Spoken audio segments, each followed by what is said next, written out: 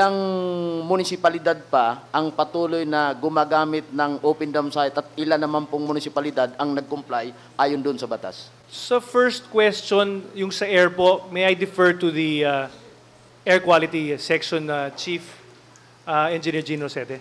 So far po, wala naman kaming... Saan po hunyo nakuha yung datos na number third dirtiest in the world ang Manila? Mayroong ilang grupo, ma'am, na nagsagaw niya. Katunayan, yan ay naibalita silang mga malalaking network. Yung kaugnay doon sa pagsusuri na yan, kaugnay sa hangin. Gusto ko lang bigyan ng karagdagan yung paliwanag tungkol dun sa naitanong. Mukhang hindi ho yata na tama na sabihin na number 3 po ang na poorest air quality po ang Pilipinas. Kasi po base po sa ginagawa ho naming air quality monitoring sa buong Pilipinas ng mga highly urbanized cities po natin, sa Metro Manila lang po naman po nagmamanifest na may mga matataas na levels.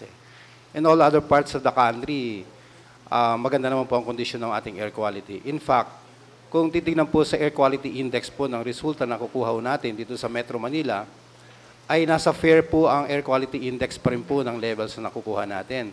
So hindi pa po tayo nagkakaroon ng air quality index na poor, which could indicate na masama po talaga ang quality ng ating pong hangin. So despite po ito ay mataas po doon sa tinatawag po nating average air quality standard, pero hindi po based on the air quality index, hindi naman po poor pa ang air quality na nakuha po natin dito sa Pilipinas. So I think po yung tungkol dun po sa sinasabi na number 3 po ang Pilipinas ay mukhang hindi po yun na tamang findings po kung anong study man po na nagawa doon.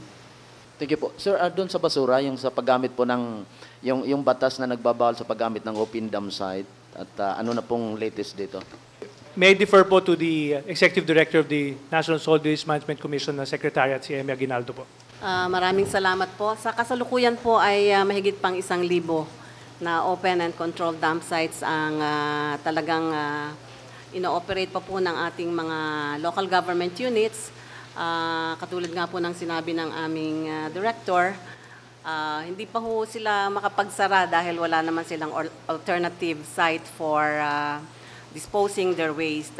Sa kasalukuyan po ay yung ating 33 sanitary landfill ay 55 local government units po yung gumagamit doon. So meron po tayong total of 1,610 local government units.